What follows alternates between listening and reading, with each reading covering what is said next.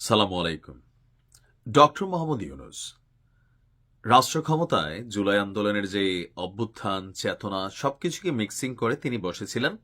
বিশেষ করে আমাদের প্রবাসীদের জন্য অনেক সুন্দর সুন্দর কথা বলছিলেন ঠিক এয়ারপোর্টে নেমেই। কিন্তু আসলে এই এয়ারপোর্টে অতীতের তুলনায় সবচেয়ে বাজে অবস্থা এখন চলছে। আসসালামু আলাইকুম, সবাই কেমন আছেন? আশা করি ভালো আছেন। আপনারা সবাই ভিডিওর শুরুতে ভিডিওর কিছু অংশ বিশেষ দেখে বুঝতে পেরেছেন ভিডিওটা কতটা গুরুত্বপূর্ণ। তাই আর বেশি কথা না বাড়িয়ে চলুন আমরা মূল আলোচনায় চলে যাচ্ছি। তার আগে সবাইকে রিকোয়েস্ট করব, যারা আমাদের চ্যানেলে নতুন আছেন প্লিজ সবাই সাবস্ক্রাইব করে সাথে থাকুন। চলুন ভিডিওটা দেখি। সালামু আলাইকুম। ডক্টর মোহাম্মদ ইউনূস রাষ্ট্র ক্ষমতায় জুলাই আন্দোলনের যে অভ্যুত্থান চেতনা সবকিছুকে মিক্সিং করে তিনি বসেছিলেন। বিশেষ করে আমাদের প্রবাসীদের জন্য অনেক সুন্দর সুন্দর কথা বলছিলেন ঠিক এয়ারপোর্টে নেমেই। কিন্তু আসলে এই এয়ারপোর্টে অতীতের তুলনায় সবচেয়ে বাজে অবস্থা এখন চলছে। ট্রলি সংকট, আমি জানি না রাষ্ট্রের কতটা টাকা সংকট যে প্রবাসীর একটা ট্রলির জন্য, আমি গত 6 মাসে 2বার দেশে গেছি, যে যেখানে বেল্ট থাকে মানে আমাদের বিমানের লাগেজগুলো নামে, এখান থেকে ট্রলি আনতে ভাই ওই মাথায় দৌড়ে যেতে হয়। মানে এক ধরনের যুদ্ধ চলে। কেন এখন পর্যন্ত এটারই সমাধান হলো না? এটা ডক্টর ইউনূস সরকারের কাছে প্রশ্ন রেখে শুরু করছি যে অনেক তো দিলেন, পাকিস্তানকেও অনেক কিছু আপনি দিয়ে গেছেন। এই সরকার ইতিহাস পাকিস্তান মনে রাখবে। শেখ হাসিনা বলতো যে ভারতকে যা দিছি ভারত মনে রাখবে। তো ডক্টর ইউনূসের এই সরকার তারাও পাকিস্তানকে যা দিছে পাকিস্তান মনে রাখবে। আর এতে ভারতের শিশুসুলভ অভিমান আছে। যদিও ভারতের সাথে শেখ হাসিনা সরকারের করা শুধুমাত্র একটা প্রকল্প বড় ধরনের, বাকিগুলো ছিল এরকম জানি না, হতেও পারে।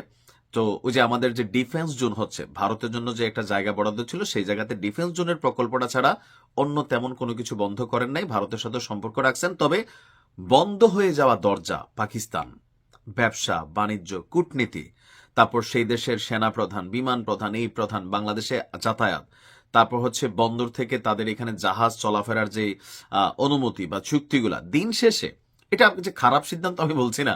আমারও খুব ইচ্ছা আছে পাকিস্তান একবার সফর করার। কারণ যে পাকিস্তান নিয়ে আমরা ছোটবেলা থেকে এত কিছু শুনছি, গেলাম, সমস্যা কি? তাদের দেশের কালচার দেখলাম। ভারতে যাওয়া হয়েছে, হয়তো আবার যাওয়া হবে, কিন্তু পাকিস্তান কখনো যাওয়া হয় নাই। তা আমার জন্য এরকম একটা সুযোগ তৈরি করে দিয়ে গিয়েছেন জনাব ডক্টর ইউনূস। দর্শক, প্রায় 1 যুগেরও বেশি সময় পরে বাংলাদেশের রাজধানী ঢাকা এবং পাকিস্তানের করাচি শহরের মধ্যে সরাসরি উড়োজাহাজ চলাচল শুরু করেছে গতকাল থেকে। বিমান বাংলাদেশ এয়ারলাইন্সের একটি যাত্রীবাহী ফ্লাইট ঢাকার স্থানীয় সময় রাত 8টায় ছেড়ে গিয়েছে। করাচির স্থানীয় সময় রাত 11টায় পৌঁছাবে।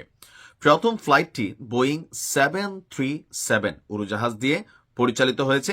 এই ফ্লাইটের জন্য 162 আসনের সমস্ত টিকিট বিক্রি হয়ে গেছে। এর মাধ্যমে বাংলাদেশের যাত্রীদের দীর্ঘদিন পর পাকিস্তানের সাথে সরাসরি বিমান যোগাযোগের সুযোগ তৈরি হলো। এমত অবস্থায় যাত্রীদের সুবিধার্থে বিমান কর্তৃপক্ষ জানিয়েছে ঢাকা করাচি ঢাকা রুটে সপ্তাহে 2টি ফ্লাইট পরিচালিত হবে। প্রতি সপ্তাহে বৃহস্পতিবার এবং শনিবার এই ফ্লাইটগুলো পরিচালিত হবে। আর এটি একটি গুরুত্বপূর্ণ মাইলফলক হিসাবে দেখা হচ্ছে যে 2012 সালে সর্বশেষ এই রুটে বিমান চলাচল বন্ধ হয়ে যায়। আর এরপর 2024 সালে ডক্টর ইউনূসের এই অন্তর্বর্তী সরকার গঠন হওয়ার পর ঢাকা করাচি রুটে ফ্লাইট চালানোর পরিকল্পনা নেওয়া হয়। তো প্রায় 1 যুগ আমার কাছে মনে হলো যে খারাপ সিদ্ধান্ত। আমার কাছে এটা কোনোভাবে মনে হচ্ছে না। দেখেন, গ্লোবালাইজেশনের যুগ চলতেছে। আমাদের কোনো দেশের সাথে অতিরিক্ত প্রীতি, কোনো দেশের সাথে অতিরিক্ত শত্রুতা কোনোটাই ভালো না। তবে পাকিস্তানের জন্য রাষ্ট্র হিসাবে অনেকটা পজিটিভ ফিডব্যাক তৈরি হয়েছে যে তারা হয়তো এখানে কি বলা হয় যে ব্যবসা বাণিজ্য বিভিন্ন কাজে তাদের দেশের মানুষ আসবে, আমরাও আসবো। তো এখানে প্রোগ্রামে উপস্থিত ছিলেন বেসামরিক বিমান পরিবহন পর্যটন মন্ত্রণালয় বিমান বাংলাদেশ এয়ারলাইন্সের চেয়ারম্যান শেখ বশিরউদ্দিন ভাই, আর বাংলাদেশ নিযুক্ত পাকিস্তানের রাষ্ট্রদূত ইমরান হায়দার, বেবি চপ চেয়ারম্যান এয়ার মার্শাল যিনি আছেন ভাইস মার্শাল মোহাম্মদ মুস্তফা। আর 29 জানুয়ারি থেকে আপনার শীতকালীন সূচি অনুযায়ী প্রতি বৃহস্পতি এবং শনিবারে এই ফ্লাইট হবে। আপনারা যারা আছেন চাইতে পারেন, আমার যাওয়ার প্ল্যান আছে। তবে ডক্টর ইউনূস পাকিস্তানকে যা দিয়ে গেছে, পাকিস্তান ডক্টর ইউনূসকে মনে রাখবে। ভালো থাকুন। আসসালামু আলাইকুম।